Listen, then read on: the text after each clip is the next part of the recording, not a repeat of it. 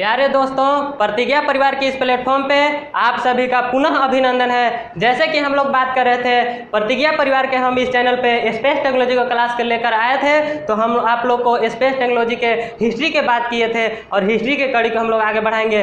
तब तक हम थोड़ा सा एक बात कर लेते हैं। चंदन शर्मा जी का कॉमेंट था कि जो हमारा स्पेस टेक्नोलॉजी है इसका बैकग्राउंड इतिहास क्या है, तो आप इतना समझ लीजिए चंदन शर्मा जी। अगर आप भारत की बात कर रहे हैं तो भारत के आपको पता होगा कि हमारा देश बहुत दिनों से गुलाम था और उसके तुरंत ही 1947 में आज़ादी मिली थी। उसके बाद हम लोग का तुरंत परमाणु विभाग के अंतर्गत कार्य चलने लगा था, परमाणु विभाग पे कार्य चल रहा था। आपको एक बात यहाँ पे और ध्यान में रहना चाहिए कि द्वितीय विश्व युद्ध में जो अमेरिका था वो परमाणु हथियार का उपयोग किया था, तो सारे देशों का आकर्षण परमाणु हथियार को डेवलप करने के लिए था। उसी में हमारा भारत में देश आज़ाद होने के बाद तुरंत बाद परमाणु विभाग के हथियारों को डेवलप करने में कार्य कर रहा था। तो हम लोग एक बार यहाँ बात किए थे कि जो हमारा स्पेस टेक्नोलॉजी है भारत का, वो परमाणु विभाग के अंतर्गत कार्य करना प्रारंभ किया था। इस पे आप डाउट नहीं रखेंगे, इसके पीछे इतिहास कुछ नहीं है, यहीं से प्रारंभ हुआ था। और एक बात यहाँ पे पूछे थे कि किस लिए इनको स्पार्क कमेटी को इसरो में कन्वर्ट किया गया है, तो इसका कोई महत्वपूर्ण रीजन नहीं हो सकता है। हम लोग को अपने से सोचना होगा कि इसका महत्वपूर्ण रीजन क्या हो सकता है। तो इसका रीजन ये हो सकता है कि जो हमारा इनको स्पार्क कमेटी है वो स्पेशली मतलब केवल स्पेस टेक्नोलॉजी के लिए कार्य नहीं कर रहा था। 1962 में जब कंपनी बना था तो वो ऐसे परमाणु विभाग के लिए भी कार्य कर रहा था और साथ में स्पेस टेक्नोलॉजी के लिए भी कार्य कर रहा था। तो भारतीय वैज्ञानिकों को कुछ दिक्कत महसूस हुआ होगा, उनको विस्तार करने में दिक्कत महसूस हो रहा होगा, तो उन्होंने इसरो के रूप में एक नया मॉडल दे दिए, नया कमेटी बना दिए 1969 में। यही इसका इतिहास रहा है।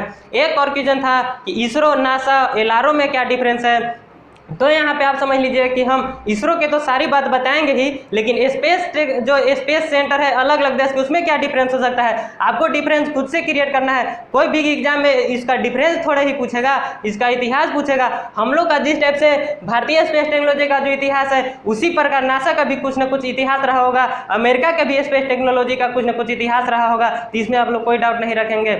जहाँ तक बात रह गई एलआरओ की, तो एलआरओ एक अंतरिक्ष रॉकेट यान है जो अमेरिका के द्वारा, नासा के द्वारा 2009 में भेजा गया था। और नासा का एक रोबोट अंतरिक्ष यान है, इसका नाम एलआरओ का फुल फॉर्म होता है ल्यूनर रिकॉग्नाइजेंस ऑर्बिटर, जो चंद्रमा पे भेजा गया है, जो नासा का रोबोट अंतरिक्ष यान है। तो चलिए हम लोग इतना बात देख लिए जो डाउट था चंदन शर्मा जी का।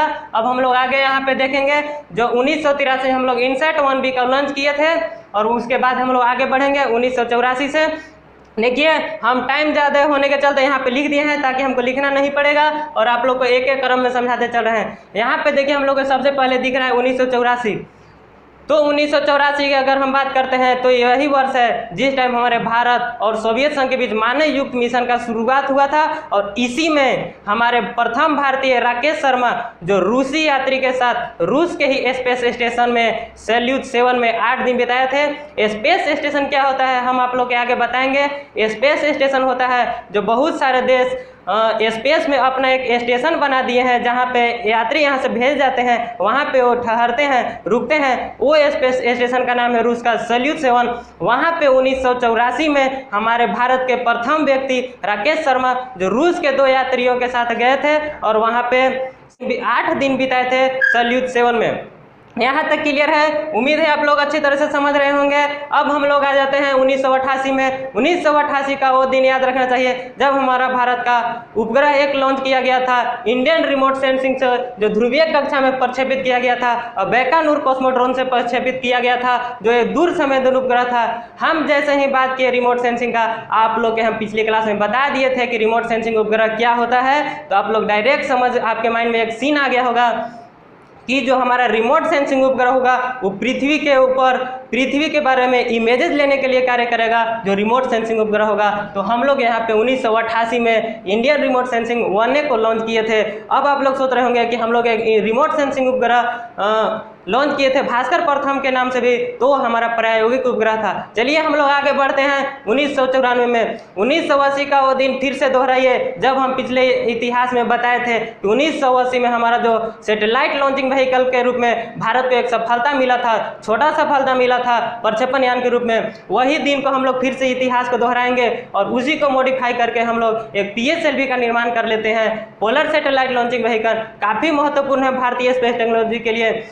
जब हम लोग सैटेलाइट लॉन्चिंग व्हीकल पढ़ेंगे वहाँ पे इसके डिटेल में पढ़ेंगे, इसकी क्षमता, जो क्या क्या मिशन रहा है, कितना सक्सेसफुल रहा है, सारी बातों को हम लोग जब सैटेलाइट लॉन्चिंग व्हीकल पढ़ेंगे तो उसमें PSLV polar satellite launching vehicle को पढ़ेंगे। इनके कितने चरण होते हैं, कौन सी इंजन कार्य करता है। फिलहाल हम लोग इतिहास देख ले रहे हैं, जो 1994 में लॉन्च हुआ था। हम आप लोग के बताए थे कि कोई भी चीज़ को शुरुआत में लाने में दिक्कत होता है, इसके बाद जो उसका डेवलप होगा उसमें ज़्यादा दिन नहीं लगेगा। तो हम लोग को 1994 में एक polar satellite launching vehicle launch हो गया था। आप लोग क्लियर यहाँ से लग रहा है। इसके डिटेल के बारे में हम लोग सैटेलाइट लॉन्चिंग व्हीकल में देखेंगे। अब हम लोग आ जाते हैं 1999। तो भारत के वैज्ञानिकों में, भारत के स्पेस टेक्नोलॉजी में इतना सक्षम हो गया था कि उन्होंने 1999 हम इसीलिए लिए हैं, आप लोग के दिखाना चाह रहे हैं कि जो हमारा भारतीय स्पेस टेक्नोलॉजी है वो विदेशों के उपग्रहों का भी प्रक्षेपण करने के लिए काबिल हो गया था। और 1999 में विदेश के भी कुछ उपग्रह को प्रक्षेपित किया गया था PSLV के द्वारा। इन सारी बातों को हम लोग डिटेल में आगे देखेंगे। आगे हम लोग बढ़ते हैं 2001। हम लोग बात किए थे 1980 को फिर से दोहराएंगे। 1994 में एक प्रक्षेपण यान लॉन्च किए, फिर हमारा 2001 में GSLV लॉन्च हुआ। इसका फुल फॉर्म होगा जियो स्टेशनरी लॉन्च व्हीकल या जियो सिंक्रोनस लॉन्च व्हीकल। इसमें आप लोग डाउट नहीं रखेंगे। जो एक प्रायोगिक संचार उपग्रह कम्युनिकेशन सैटेलाइट GSAT-1 के साथ इसको लॉन्च किया गया था। हम आप लोग बात किए थे कि कोई भी अगर प्रक्षेपण यान लॉन्च होता है तो किसी न किसी उपग्रह के साथ लॉन्च होता होगा। तो 2001 में हम लोग GSLV को लॉन्च किए थे, प्रायोगिक तौर पे लॉन्च किए थे। आप लोग इसको एक एक पॉइंट के रूप में याद कर लेंगे। ऐसा नहीं है कि 1999 के बाद जो भी या 1994 के बाद जो भी वर्ष गैप हो रहे हैं इनमें कुछ काम नहीं हुए होंगे स्पेस टेक्नोलॉजी में, तो ऐसा बिल्कुल भी नहीं है। हमारे भारतीय स्पेस टेक्नोलॉजी में हमेशा कुछ न कुछ काम होते आ रहे हैं और बहुत सारे सैटेलाइट भेजे गए हैं। तो हम आप लोग को बताएंगे कि GSAT, INSAT, IRS जितने भी सैटेलाइट भेजे गए हैं उन सारी बातों को हम आप लोग को बताएंगे। जब डिफरेंट ऑर्बिटल सैटेलाइट पढ़ेंगे तो वहाँ बताएंगे। और दूसरी बात रह गया कि हम लोग कक्षाओं के बारे में बात कर रहे हैं, ध्रुवीय कक्षा की बात कर रहे हैं, तो इनके बारे में भी हम लोग एक अपना जो फोल्डर बनाए थे, सिलेबस लिखवाए थे और डिफरेंट टाइप ऑफ ऑर्बिट में हम उसको भी समझेंगे। और सैटेलाइट लॉन्चिंग व्हीकल को हम लोग भी एक अलग टॉपिक दिए थे जहां पे हम लोग सैटेलाइट लॉन्चिंग व्हीकल को क्रमवार समझेंगे। और ये जो हम लोग इस सारे बात को देख रहे हैं ये हिस्ट्री के तहत देख रहे हैं, एक महत्वपूर्ण वर्ष के तहत देख रहे हैं। ये वही वर्ष को हम चूज किए हैं जो कभी न कभी एग्जाम में पूछे गए हैं और पूछे जाने की संभावनाएं हैं। तो चलिए यहाँ तक आप लोग को उम्मीद है समझ में आ गया होगा, कहीं पे कोई कन्फ्यूजन नहीं हुआ होगा। अगर कन्फ्यूजन रह जाता है तो आप लोग कमेंट करके अवश्य बताएंगे। 2001 में हम लोग GSLV को लॉन्च किए थे प्रायोगिक संचार उपग्रह GSAT-1 के साथ। अब आप लोग क्या आ जाता है 2008 में हम लोग PSLV लॉन्चिंग व्हीकल के द्वारा चंद्रमा की यात्रा करने वाले हैं। अब आप लोग के माइंड में उभर रहा होगा, अब आप लोग समझ सकते हैं कि जो हमारा स्पेस टेक्नोलॉजी है किस प्रकार से विकास कर रहा था। धीरे धीरे हम लोग 35 kg के उपग्रह को लॉन्च किए थे सर्वप्रथम भारत में बना करके, रोहिणी के आप लोग याद रख सकते हैं। और वही उपग्रह जो हमारा स्पेस टेक्नोलॉजी है उसी के साथ बढ़ते बढ़ते अब हम लोग चंद्रमा की यात्रा भी कर लिए। 2008 में चंद्रयान-1 के रूप में हम लोग भारत का प्रथम चंद्र मिशन के रूप में 22 अक्टूबर 2008 PSLV C11 को देख के आप लोग कंफ्यूज नहीं होंगे, क्या है कि हम लोग सैटेलाइट लॉन्चिंग व्हीकल पढ़ेंगे तो उसमें बताएंगे ये होता कुछ नहीं है, बस एक संस्करण है, चरण है जो PSLV का 11वां संस्करण से इसको लॉन्च किया जाएगा। क्योंकि एक बार अगर किसी प्रक्षेपण यान से उपग्रह लॉन्च हो जाता है तो क्रैश हो जाता है तो फिर से उसको नया बनाया जाता है, तो वही संस्करण का नाम दे दिया जाता है। और ये जो हमारा वजन था 1380 kg का वजन था चंद्रयान। जब हम लोग इंडियन स्पेस मिशन पढ़ेंगे उसमें हम लोग देखेंगे कि चंद्रयान के बारे में पूरी जानकारी पढ़ेंगे। इसके बाद हम आ जाते हैं जुलाई 2013, जो एक यहाँ पे IRNSS India regional national satellite system नौवहन प्रणाली का सैटेलाइट भेजा जाएगा। 2013 में भेजा गया था, 1425 kg इसका वजन था, नौवहन प्रणाली।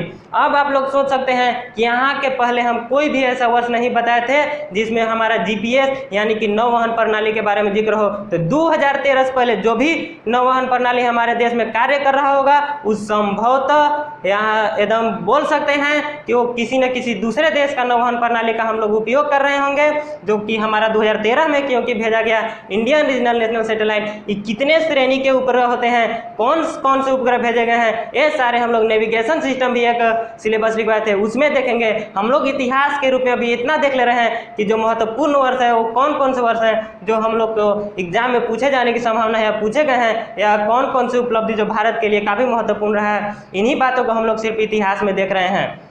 तो यहाँ तक आप लोगों को कोई कंफ्यूजन नहीं हुआ होगा। हम लोग 1983 तक पिछले वीडियो में देख लिए थे और आज हम लोग 1984 से बात कर रहे हैं। आप लोग इसको गंभीरता से देखिए, कहीं भी कोई कंफ्यूजन नहीं होगा। हम वीडियो लंबा होने के चलते सारा डाटा को एक बार लिख दिए हैं क्योंकि लिखने में ज़्यादा परेशानी ना हो। IRNS Indian regional national satellite याद रखेंगे, कभी कभी फुल फॉर्म के रूप में पूछ लिया जाता है, तो आप लोग याद रखेंगे वजन 1425 kg और डेट था 2013। इसके बाद हम लोग आ जाते हैं नवंबर 2013, जो हम लोग यहाँ पे बात की अभी कि 2008 में हमारा चंद्रमा की यात्रा कर लिया था PSLV, यानी कि भारतीय स्पेस टेक्नोलॉजी चंद्रमा की यात्रा करने के लिए काबिल हो गया था। और वही PSLV अब हम लोग का जो है से जाएगा कहाँ, मंगल की यात्रा करेगा 2013 में, नवंबर 2013 में श्रीहरिकोटा से मंगल ग्रह की यात्रा एक इंडियन स्पेस मिशन के रूप में, मॉम के रूप में, मार्स ऑर्बिटर मिशन के रूप में हम लोग देखेंगे इंडियन स्पेस मिशन में। इसके सारे जानकारी को फिलहाल इतना देख लेते हैं कि 2013 में हमारा मार्स ऑर्बिटर मिशन सक्सेस हुआ था, मंगल ग्रह की यात्रा हुआ था। तो यहाँ तक आप लोग के कहीं पे कोई कंफ्यूजन होगा तो कमेंट करके वैसे बताइएगा। हम लोग इतिहास देख रहे हैं, इसमें आप लोग ज़्यादा हम यहाँ पे सारे बात आप लोग को बता दिए कि किस किस टॉपिक में किस किस बातों को कवर करेंगे। तो एक बार हम लोग पीछे देख लेते हैं। 1984 में हमारा सोवियत संघ और भारत के बीच मानवयुक्त मिशन प्रारंभ हुआ था, जिसमें हमारे भारत के प्रथम व्यक्ति राकेश शर्मा जो रूस के स्पेस स्टेशन और रूसी यात्री के साथ सल्यूट 7 में 8 दिन बिताए थे। फिर हम लोग क्या जाता है 1988 इंडियन रिमोट सेंसिंग IRS उपग्रह को भेजा गया था। 1988 में बैकनूर कॉस्मोड्रोन से भेजा गया था, जो दूर संवेदन उपग्रह। हम जैसी बात करते हैं आप लोग समझ गए होंगे कि पृथ्वी के इमेजेस लेने में कहाँ थल है, कहाँ जल है, कहाँ गेहूं है, इनके बारे में अध्ययन करने के लिए पृथ्वी के लोअर ऑर्बिट में भेजा जाता है, जो काफ़ी नज़दीक में रहता है। इसके बाद हम लोग 1994 में देखें कि 1980 को वही दोहराए इतिहास को, 1994 में हमारा PSLV polar satellite launching vehicle को लॉन्च किया गया।